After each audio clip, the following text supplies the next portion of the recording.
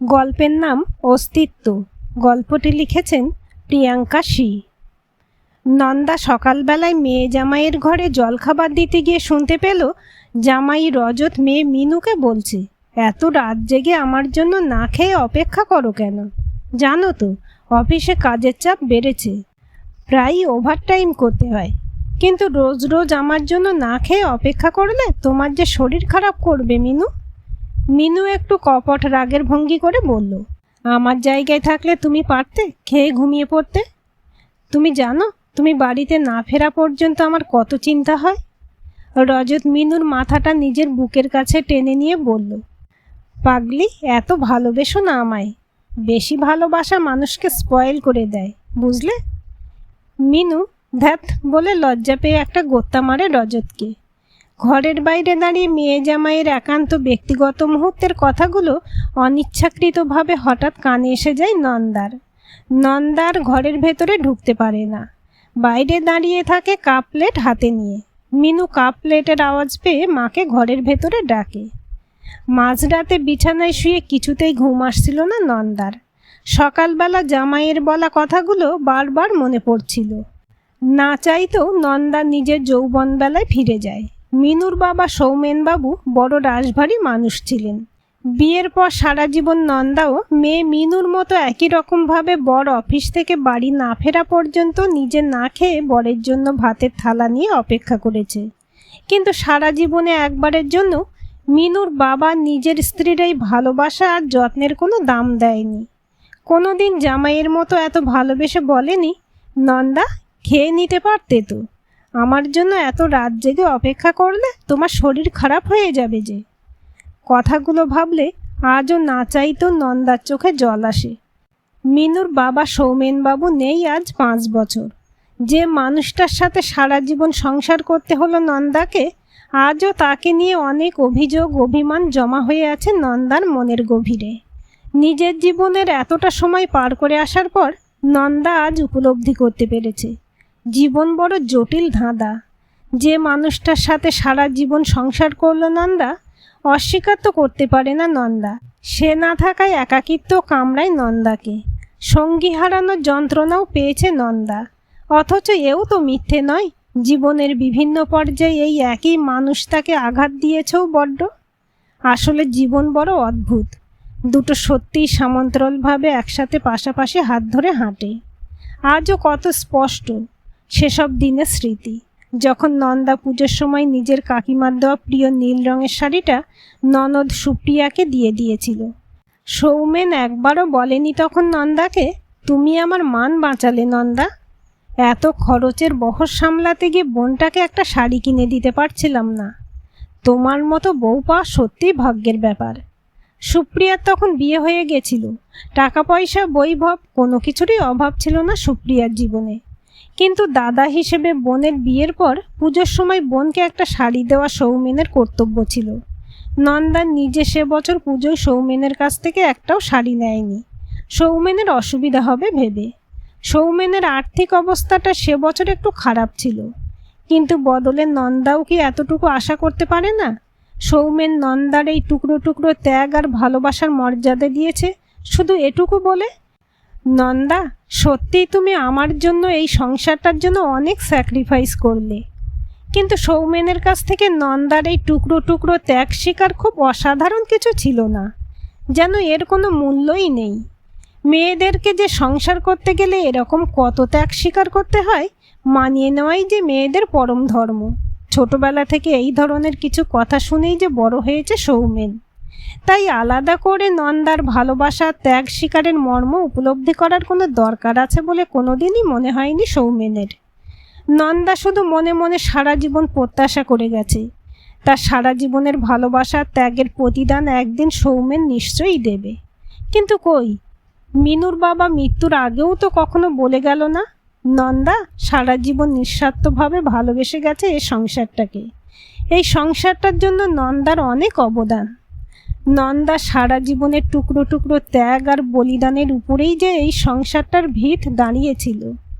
উল্টে কত সময় রাগের মাথায় অফিসের চিন্তায় মিনুর বাবা চেঁচিয়ে চেঁচিয়ে পাড়া প্রতিবেশীকে শুনিয়ে শুনিয়ে বলেছে নন্দাকে, নন্দার এই সংসারের জন্য কোনো অবদানই নেই। সৌমেনের কথা মতো বাড়িতে থেকে রান্না করে বাচ্চা সামলে ঠিক আর কতটুকুই বা করা যায় সংসারের জন্য। নন্দা তো গৃহবধূ ছিল, ওয়ার্কিং উম্যান তো নয়। মূলত সৌমেনের ভাবনা চিন্তা অনুযায়ী সেই মানুষটারই সংসারে অবদান থাকে, যে রোজগারের টাকা ঢালে সংসার চালানোর জন্য। নন্দা কোনোদিন বোঝাতে পারেনি সৌমেনকে লাভ লোকসানের হিসেবের দাঁড়িপাল্লায় টাকার অঙ্কে সত্যিই কি কারো নিঃস্বার্থ অবদান মূল্যায়ন করা যায়? কারো নিঃস্বার্থ ভালোবাসার পরিশ্রমকে কি সত্যিই শুধু টাকার নিরিখে মাপা যায়? আজও কথাগুলো মনে পড়তে বড় আবেগপ্রবণ হয়ে পড়ে নন্দা। কলেজে পড়াকালীন বাবার ইচ্ছেই তড়িঘড়িতে বিয়ে হয়ে যায় সৌমেনের সাথে। সৌমেনের বাড়ি থেকে অবশ্য বলা হয়েছিল বিয়ের পরেও নন্দা নিজের পড়াশোনাটা কমপ্লিট করতে পারবে। সেই মতো বিয়ের পরেও কিছুদিন পড়াশোনাটা চালিয়েছিল নন্দা। কিন্তু তারপরেই তো হঠাৎ করে পেটে আসে মিনু। সন্তানের ভবিষ্যতের কথা ভেবে ওইটুকু বয়সে মা হওয়া নন্দা নিজেই নিজের পড়াশোনাটা ছেড়ে দেয়। কেউ বলেনি নন্দাকে এমনটা করতে, কিন্তু নন্দা নিজেই বুঝেছিল মাতৃসত্তা নিজের সমস্ত ইচ্ছে ভালো লাগা না লাগার অনেক উপরে। কিন্তু কই, নন্দার এই ত্যাগ স্বীকারের দাম তো কেউ দেয়নি। সবার কাছে এ যেন বড়ই স্বাভাবিক ঘটনা ছিল, যেন এমনটাই তো হওয়া উচিত। মেয়েদেরকে যে চিরকাল এমনটাই করে আসতে হয়েছে। কিন্তু এমনটা করার পিছনে যে সেই মানুষটার কতটা স্বার্থত্যাগ আর বলিদান লুকিয়ে থাকে তা ঘূর্ণাক্ষরেও কেউ বোঝার চেষ্টা করে না কোনোদিন। এই যে দিনের পর দিন স্বামী সংসারের জন্য নন্দা নিজে না খেয়ে নিজের শরীরের কথা না ভেবে সবার খেয়াল রেখেছে, কেউ মর্যাদা দিয়েছে নন্দার প্রতি মুহূর্তের এই ছোট ছোট ত্যাগ স্বীকার আর ভালোবাসাকে? সেই ছোট মেয়েটা বাপের বাড়ি থেকে শ্বশুর বাড়িতে এসে কবে যেন আপনা থেকে বড় হয়ে গেল। হাসি মুখে সবার জন্য সব কিছু করে নিজের জন্য একবারও না ভাবা মানুষটার কপালে এই স্বীকৃতিটুকু জোটে না। তার জন্যই এই সংসারের ভিতটা দাঁড়িয়ে আছে, যে ভিতটা শুধু সংসার চালানোর জন্য যে টাকার দরকার হয় তার উপর দাঁড়িয়ে নেই। আনমনে বয়ে যাওয়া নিজের চোখের জল মুছল নন্দা। মনে মনে ভাবল নন্দা, যাগ্গে এই পোড়া জীবনে নিজে হয়তো স্বামী সোহাগ পেলাম না ঠিক সেভাবে, কিন্তু মেয়েটা যে সেই স্বামী সুখ থেকে বঞ্চিত হয়নি।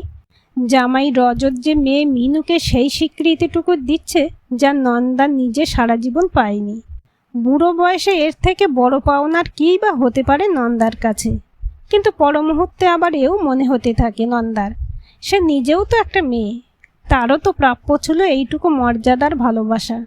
তবে কি ভালোবাসা শব্দটার অর্থ শুধুই যান্ত্রিক কিছু দায়িত্ব কর্তব্য পালন, যে দায়িত্ব পালন মনের গভীরের উষ্ণতাকে স্পর্শ করতে পারে না? কিন্তু আর্থসামাজিক দিক দিয়ে তা ভীষণ জরুরি। কিন্তু এখন আর কার উপর অভিমান করবে নন্দা? সে ছবিতে তো এখন মালা পরানো, এখন তো আর অভিমান করেও কোনো লাভ নেই। মাঝরাতে হাতড়ে হাতড়ে নিজের চশমাটা খুঁজে পড়ে নন্দা।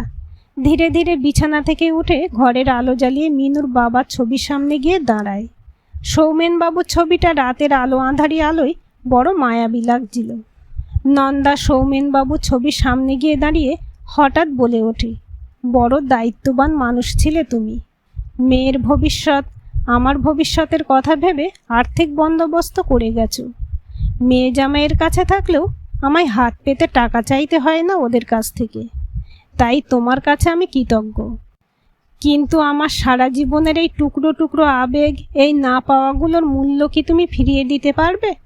সারা জীবন বড় উদাসীন ছিলে তুমি আমার প্রতি। তুমি শুধু টাকা দিয়েই খালাস ছিলে। আবেগ, ভালোবাসা, অনুভূতির দাম কতটুকুই বা দিলে? বড় যান্ত্রিক মানুষ ছিলে তুমি।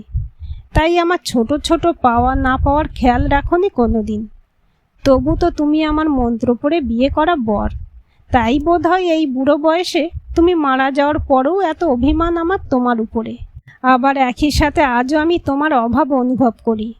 তোমায় মনে পড়ে খুব আমার। তুমি অফিস থেকে ফিরলে ব্যালকনিতে বসে চা খেতে খেতে কত গল্প করতাম আমরা দুজনে।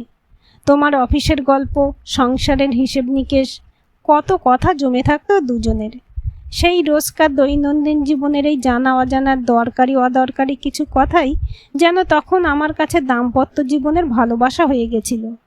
বিয়ের সঙ্গে সঙ্গে মেয়েটা পেটে আসে। সংসার, বাচ্চা কাচ্চা সামলাতে সামলাতে নিজেদের একান্ত ব্যক্তিগত মুহূর্ত আর কতটুকুই বা পেয়েছি আমরা। দায়িত্ব কর্তব্যের চাপে তো সবটাই চাপা পড়ে গেছিল। কিন্তু আজ আমার এই কথা বলার লোকটুকুও নেই।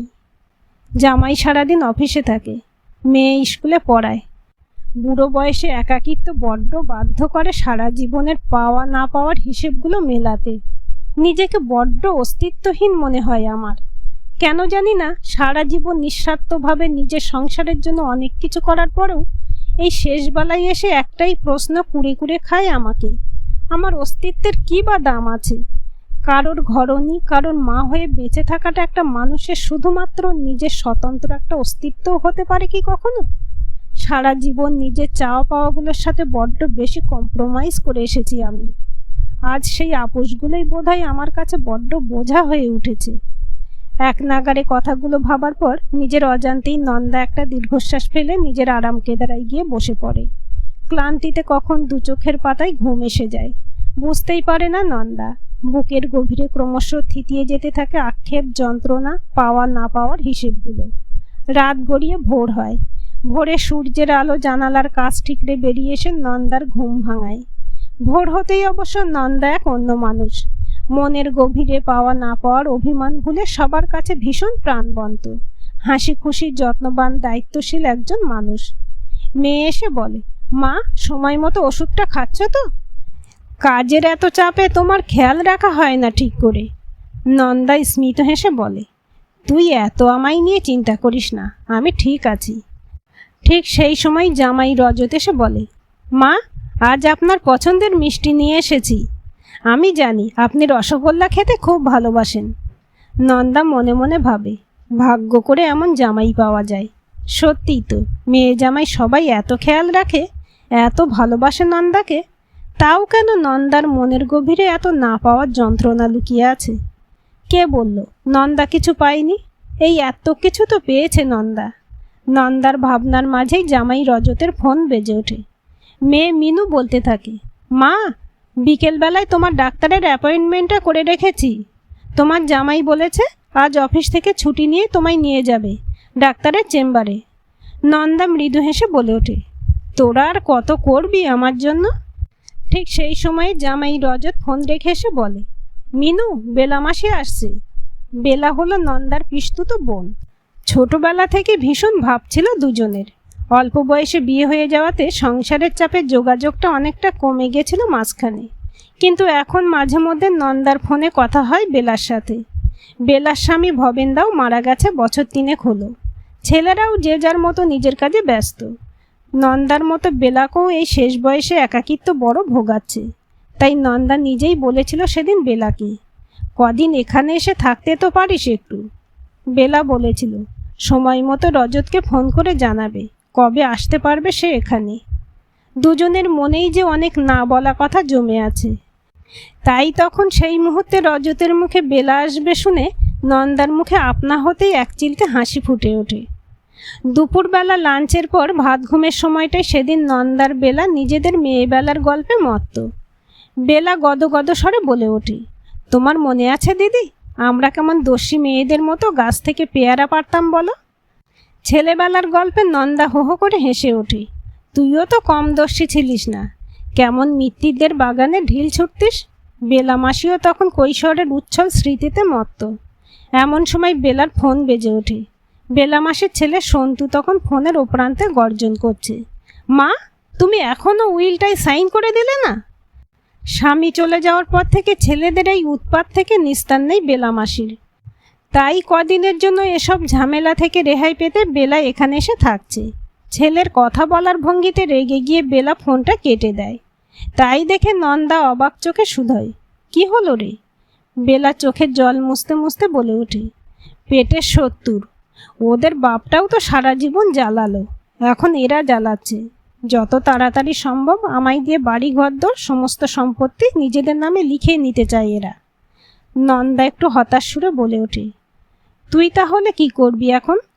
বেলা একটু আক্ষেপে সুরেই বলে ওঠে, কি আর করা যাবে, ভেবেছি ওদের নামে সব কিছু লিখে দিয়ে একটা আশ্রমে গিয়ে নিজের বাকি জীবনটা কাটিয়ে দেব।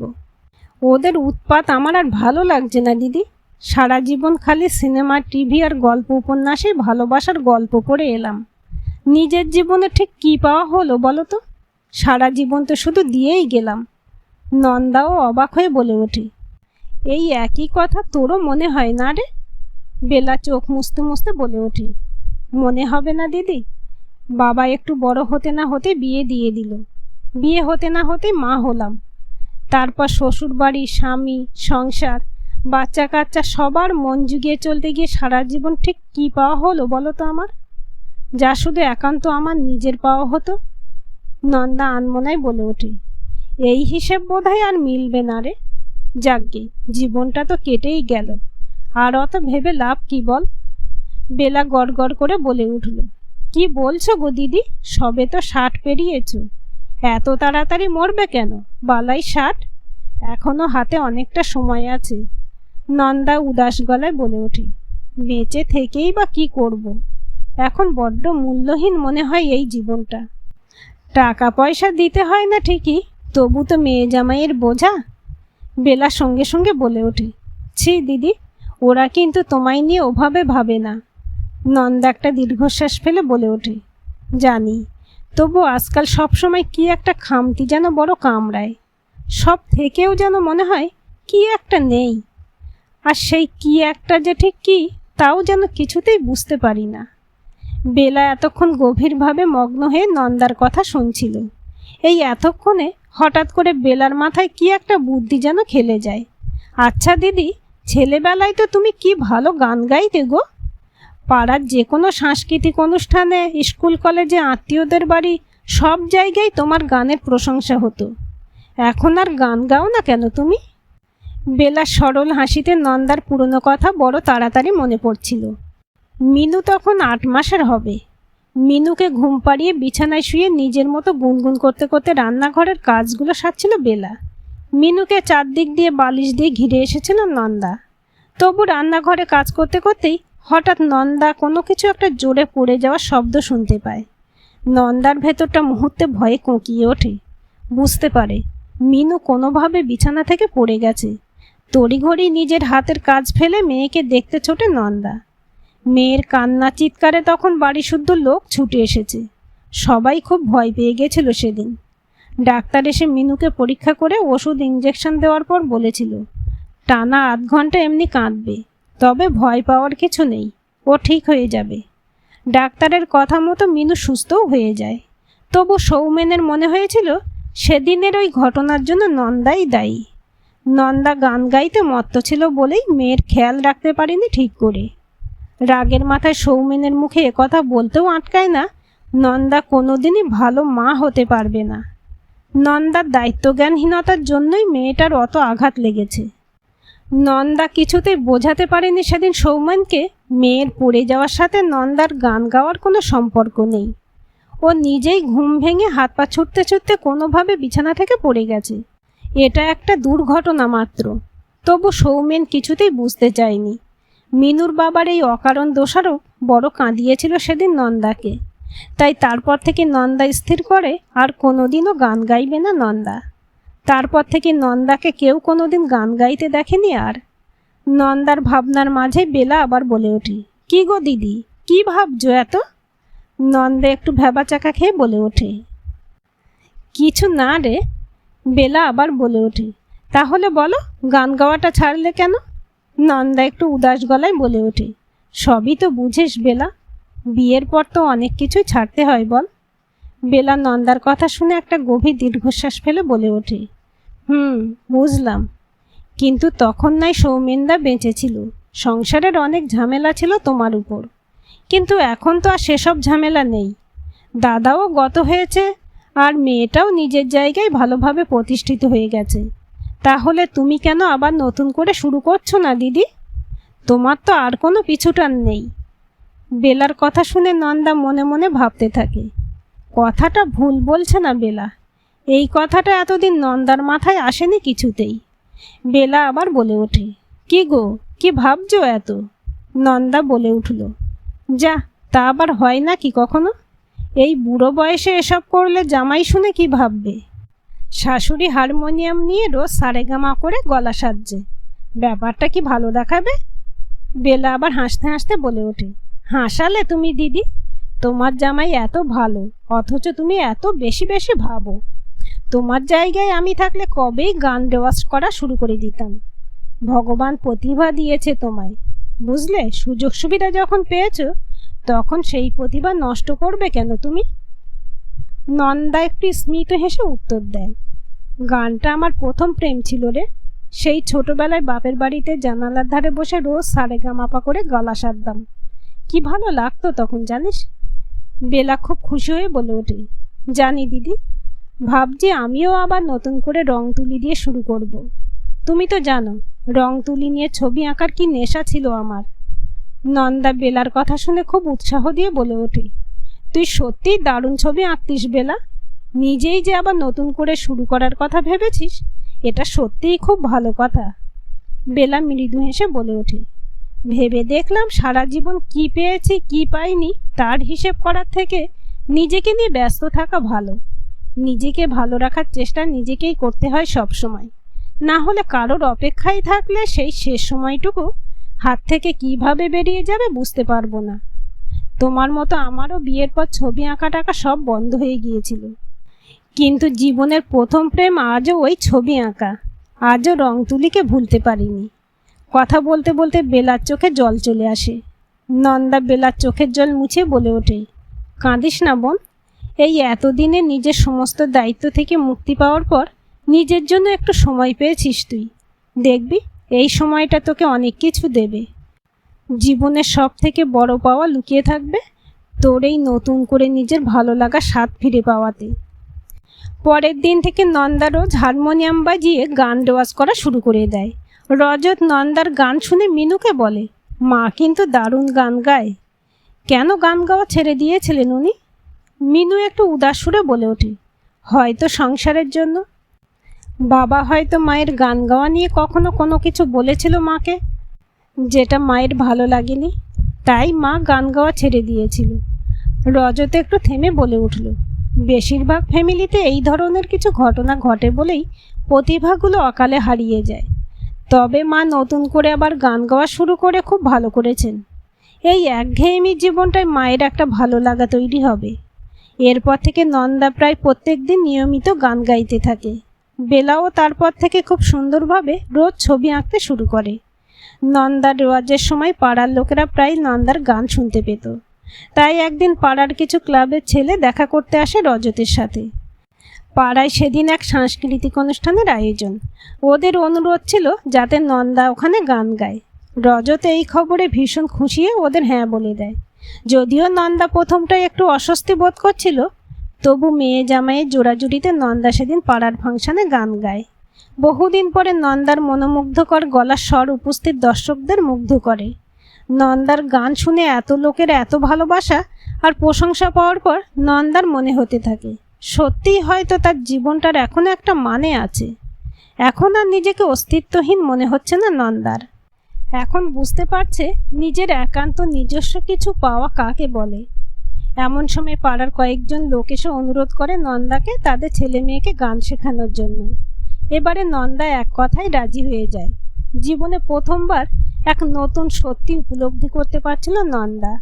হোক না অপরাহ্ন বেলা, তবু তো জীবনের নতুন শুরু, আর সেই শুরুকে অস্বীকার করার দায়িত্ব স্বয়ং নন্দারও নেই। নন্দা এখন মিনু আর রজতের বাড়িতেই নিজের একটা ছোট্ট গানের স্কুল খুলেছে, আর বেলাও এখন এখানে একটা আঁকার স্কুল খুলেছে। নন্দার অনুরোধে বেলা ছেলেদের কাছে ফেরেনি। ছেলেদের নামে সব কিছু লিখে দিয়ে বেলা নন্দার কাছে থেকে যায়। আঁকার স্কুলের স্টুডেন্টদের নিয়েই এখন বেলা সময় কেটে যায়। নন্দাও মাঝে মধ্যে দু একটা কাছে পিঠের অনুষ্ঠানে আজকাল গান গাইছে। আর ওর গানের স্কুলের এই ছোট ছোট খুদেগুলোই এখন নন্দার বেঁচে থাকার একমাত্র প্রেরণা। ওদের সাথে কাটানো হাসি মজা খুনসুটির মুহূর্তগুলো নন্দাকে প্রতি মুহূর্তে শেখায় জীবন হেরে যাওয়ার নাম নয়, এগিয়ে যাওয়ার নাম হলো জীবন। ছোট ছোট মুহূর্তগুলোতে অনেক কিছু হারিয়ে অনেক কিছু ফিরে পাওয়ার নাম হলো জীবন। আর একাকিত্ব নামক জিনিসটাকে মানুষ চাইলে নিজেই হারাতে পারে। মানুষের অসাধ্য কি এমন আছে এই পৃথিবীতে? গল্পটি কেমন লাগলো কমেন্ট করে জানাবেন। ভালো লাগলে লাইক, শেয়ার এবং সাবস্ক্রাইব করবেন। আর অবশ্যই বেল আইকনটি ক্লিক করে রাখবেন।